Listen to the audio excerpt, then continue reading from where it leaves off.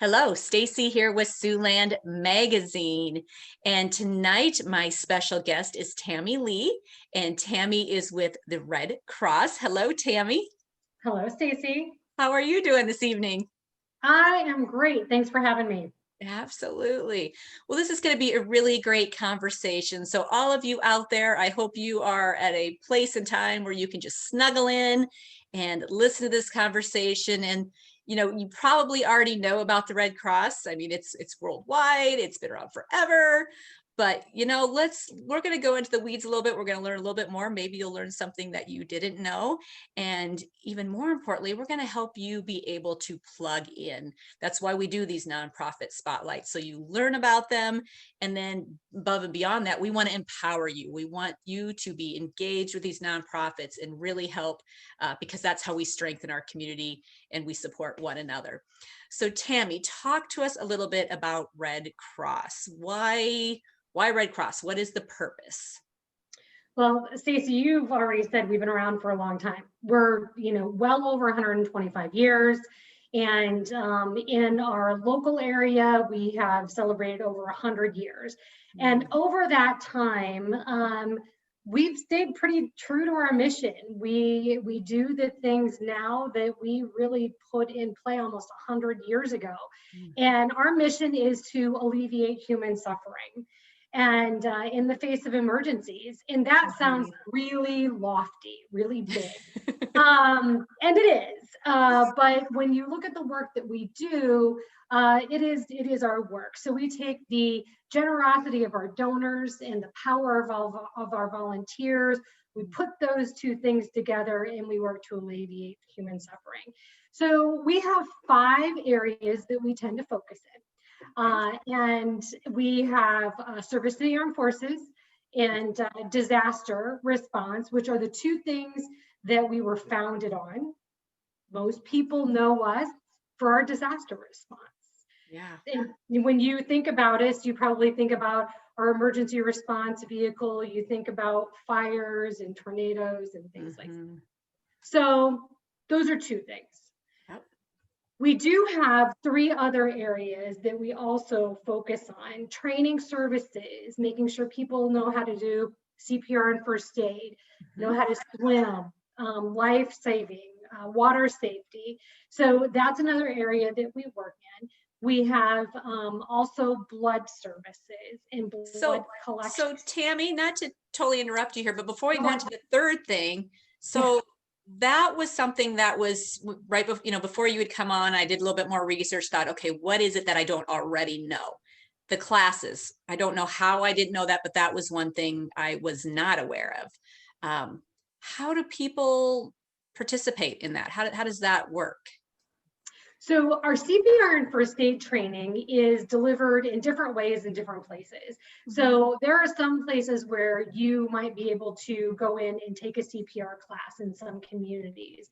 But if the best way is just to go to our redcross.org, and there's a place in there where you can click on taking training, and you can put in your zip code, and it will give you the trainings that are available. Sometimes they are classes where you might be able to come in and take the class. More and more though, like so much of the rest of our world, it's virtual. You can sign up for an online class. You can take the training. If you need certification, that hands-on piece, or you want certification for that, then you can also kind of click that box and select that training and go and do that as well. Yeah. And so what I'm hearing you say then is that this is certainly available for people who might need that for what they do for a living, like to get their certification, but it's also available to just anybody who wants to be able to have those life-saving skills, right? Exactly. As a matter of fact, I, even without being affiliated with the Red Cross in my training as an instructor and things over time, I have used some of these skills in my own home. And so without regard of having it be required for any kind of a job, they are just good skills to have. You don't know when a child is going to, you don't know when somebody might be having symptoms around a heart attack, and you have to sort out whether it might be an emergency or not. Right. So, I mean, geez, and anymore, so many people are working from home. We have now saved that time that we would have been commuting. Like people have time to take classes, and it's when you say you can do it virtually, it's so easy. So I think that's really a great thing that you guys offer, that maybe there's some people out there like me that just didn't realize you did that as well. So back to where you are. I'm sorry. Number 3, blood. Okay. Well, blood is number 4. So we've done 4, sorry.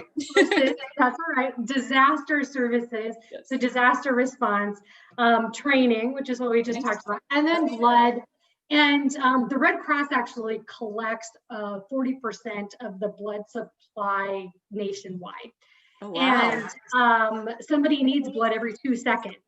Mhm. You just don't know when you might be in the place where it could be you or a family member that might need blood or blood products.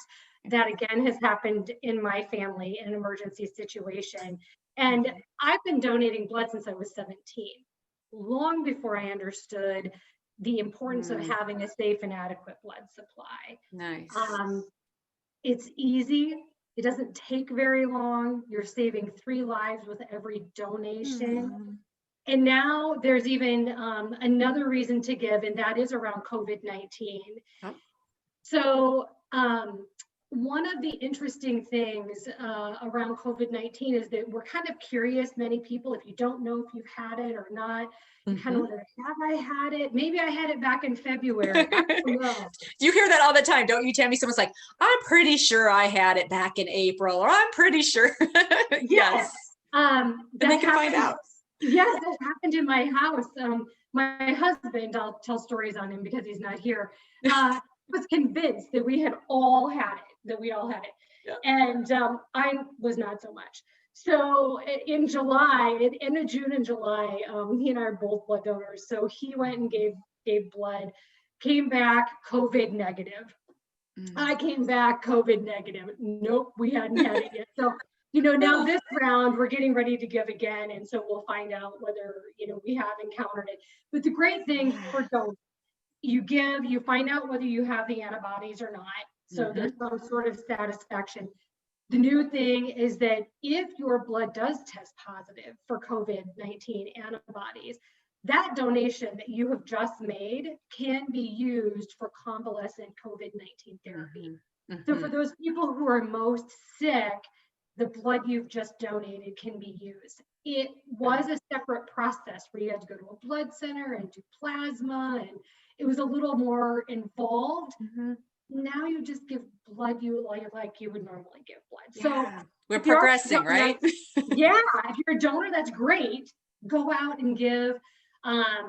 If you're not a donor yet, maybe this is the thing that Start doing. Entices you to get in there and give it a try. Tammy, it's interesting that we're talking about this, because just last week I saw a family member of mine who happens to live out of town, but they were in town, and they said, so guess what? They said, I went to give blood because I'm a blood donor, went to give blood, and they came up to me because of course you fill out the form and it asks, and she had not had COVID, or at least she didn't think she had never been sick, hasn't had any symptoms. And they're like, you're testing positive for the antibodies. You've had COVID. And she was like, wow, that's news to me. But how cool. She's like really excited now because she's like, well, now I can do my part, well, to help, right? She's already helping giving blood, but on top of that now, so I think this is a really great opportunity now that things have progressed and we know, these things that we can do to help.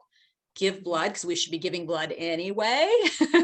But on top of that, and especially with this pandemic and things going on, we can even do more to help with that blood donation. Yeah, absolutely. It is the thing that we can do just as a matter of routine.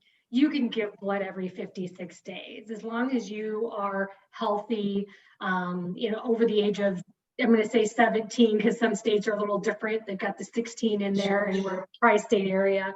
But as long as you meet those criteria, most people are eligible. So about 38% of the blood, about 38% of people can give blood. In the Midwest, our percentage is higher. So it's one of those things that we are donating here to take care of needs here, But I have gotten notice that my blood has been sent to Mississippi, to Delaware, to Denver, and I'm just as happy to help there as I am, if it goes right in our own community. Yeah. Well, we're one big human family, right? So. Yes, absolutely. Yeah. Yeah. Okay. So, oh, were you gonna say something? Well, we hit 4. Yes. So we have the next one. yes, so we'll do one more. I can't seem to count to 4 today. I am sorry. Keep running into things. So our 5th thing is international services. And international services for us is about things, just a number of different things, largely around education. We do some things around international humanitarian law, which sounds a little lofty, but it is understanding kind of where the rules of war and how humanitarian services intertwines with that. And so it's really kind of it's a fascinating thing to learn about. But tactically, we have people who are in the United States who are working with mapping projects. So there are places in the world, there aren't maps of every place, ironically. And so there are people in the United States that are helping from their home and helping with creating maps that then are available going forward. And they've been useful in projects. Several years ago, there was an Ebola outbreak, and the Red Cross was involved in that and helping with mapping, and that work goes on today. So it's one of those things that you can Google and find out a little bit more about it. But it is one of our virtual volunteer experiences. And so cool. Yeah. And so that was kind of the thing I was going to lead into next. So, I mean, obviously people can take classes. So that education, like you said, you can help save a life that you might not even, you can't prepare for, know it's going to happen. You can give blood, but they can also volunteer, right? And we so often think of volunteering, meaning we've got to be hands-on, we've got to physically show up, and not everybody is comfortable in doing that. Not everywhere there's safe space to do that, but you have the ability to offer virtual volunteering. Yeah. So I'll talk a little bit about some of the different opportunities. We like to get together. People are social, and it is one of the things that people have been Red Crossers for years. We'll often reminisce about the time that they went here and they did this together, and lifelong relationships are often formed. And we do still have some of those things available. So everything is not 100% virtual, because before we head there, just as a reminder that we're still helping people who need help in large disaster situations. So we had an apartment fire in North Sioux City a couple months ago. Yep. We had volunteers who went out and were able to physically interact with those people who were displaced from their apartments, because you still need to have some of that human kind of connection. Absolutely. Wildfires in the West and hurricanes that have just been ravaging the South, we have volunteers who physically have deployed to those areas to help out. So that's still available, and necessary.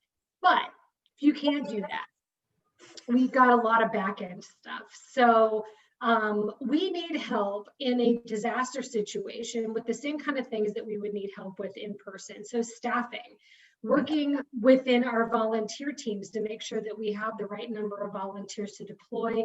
They have information about where they're going, working with hotels, where we have people that are now staying, because more of our lodging is being done in hotels rather than mass shelters.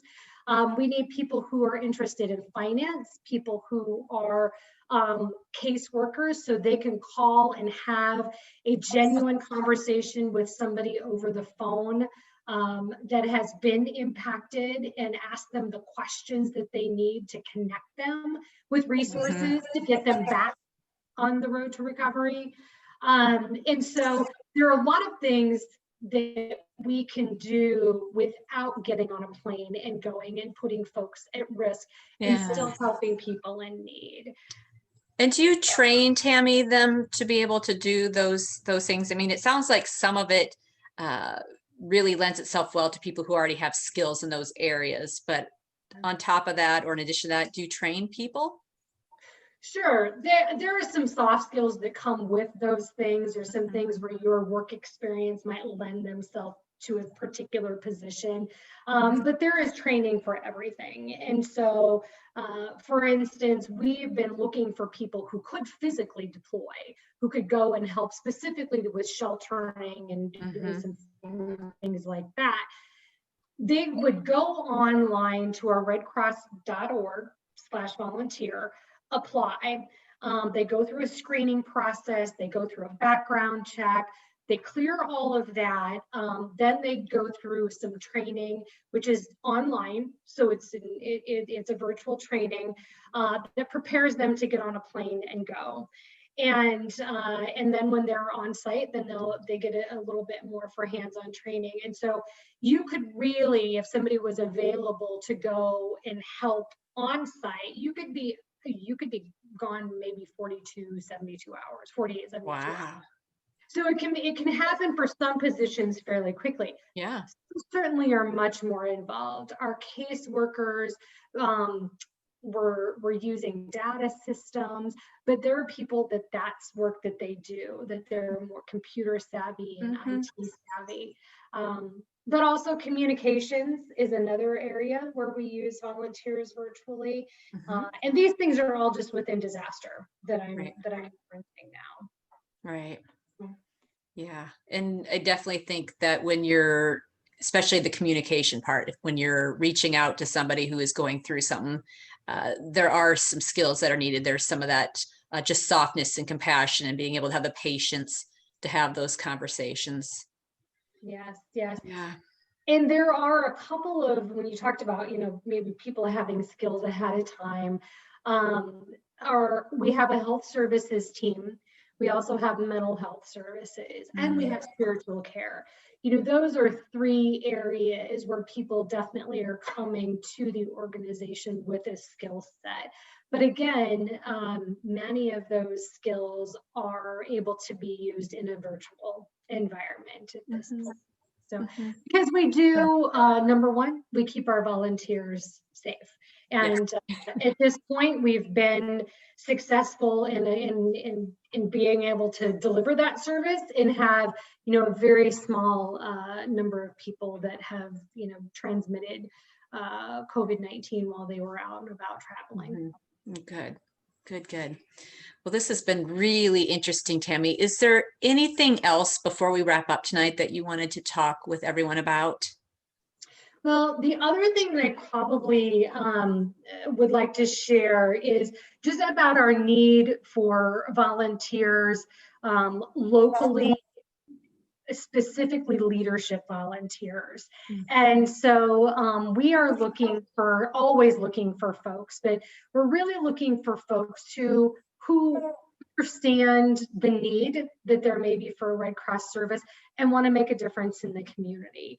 And so it could be helping us connect with people around a blood drive, or it could be helping connect with people around a financial donation, connecting with community resources that would help our disaster clients. So all of the things that I have mentioned are places where we need some help from some leadership volunteers. So if there are listeners out there that have an interest in learning more about the work of the Red Cross and think that they may be able to help us by opening their network, helping us tell our story, I'd love to hear from them. And we can talk more about the details at that point. But that's one thing that I just definitely want to open up is our interest in having more leadership volunteers. Okay. All right. So you heard that out there. If you happen to be somebody listening and either you have leadership skills or you know somebody who does, and again, in defining leadership. I mean, leadership is really just the ability to see a little bit further. It's the ability to have influence. That means you probably know people. Again, you're a connector. So if that sounds like you, or if you know somebody like that, consider plugging in. And getting in touch. Now, I have, of course, as always, all the links here for you, so it's super easy. So reach out, do what you can to support the Red Cross in, like I said, in any way possible. But if nothing else, donate blood. We need to Donate. donate blood. All right. Well, thank you so much, Tammy. I appreciate having you here tonight and all of your time. Thank you. You're very welcome. Thank you. Yeah. And if you happen to be with a nonprofit, just like Tammy, and you would like to do one of these nonprofit spotlights, I would love to have you. All you have to do is go to SiouxlandMagazine.com. My contact information is on the bottom of the page. And just reach out. I will get you scheduled. Would love to have you. And we are literally seconds away from the November issue coming out. I think it's going to be tomorrow or the next day. So be looking for that. They're in the bright blue magazine racks, of course, at Hy-Vees and coffee shops and restaurants. And if digital is more your thing, we've got you covered there too. They're also on SiouxlandMagazine.com. Hope all of you out there have a wonderful evening. Again, remember, just do what you can. It all just comes down to each one of us doing a little bit, and it makes a huge difference. Have a wonderful night. And again, remember, just find little moments of joy. Thanks.